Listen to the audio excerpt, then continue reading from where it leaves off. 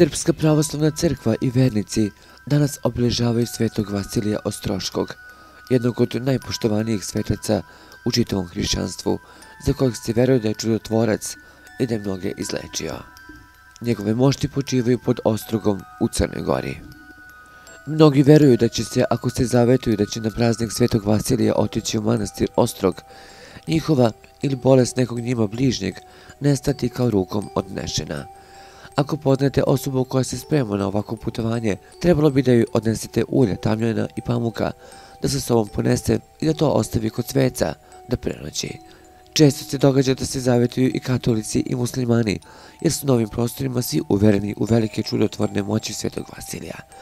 Pa se tako veruje da stvari koje prenoće kod njegovih moštiju leče sve bolesti.